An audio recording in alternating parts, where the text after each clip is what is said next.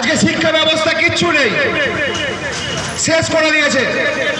আর যারা বাড়িতে বসে ভাবছেন যে আমার ছেলে মেয়েটাকে আমি হয়তো স্কুলের গাড়িতে তুলে দিলাম, তাই এই বেহালা পশ্চিমের জনগণের কাছে আমার অনুরোধ, যারা ভাবছেন নিজের বাচ্চাকে বড় স্কুলে পড়াচ্ছেন, সকালবেলা গাড়ি আসছে গাড়িতে তুলে দিচ্ছেন, কিন্তু কোন বাচ্চাটা কোন রাস্তার ওপর দিয়ে যাচ্ছে একবার নজর দিয়ে দেখবেন আপনারা, তারপরে আপনারা আপনাদের ভোটটা ভোট বাক্সে দেবেন।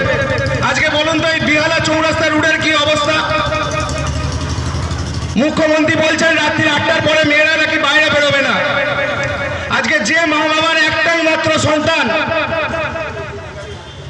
সেই মা বাবার সেই মেয়েটা করবে কি? আজকে চৌরাস্তায় এলে সে তার গাড়ি পায় না, ডাকঘরে গেলে এখানে আসার গাড়ি পায় না। আজকে একটা মেয়েকে আমাদের রাজ্যের নারীদের চাকরি দেওয়া হচ্ছে, ভালো করে শুনবেন এই কথা। 2-3 মাস চাকরি করার পরে তাকে বস বলে দিচ্ছে আপনি আর আসবেন না, আপনি চাকরি খুঁজে নিন। আপনি বলুন তো নারী সমাজকে কোথায় এরা দাঁড় করিয়ে দিচ্ছে? তাকে বাধ্য করছে নিচে নামতে।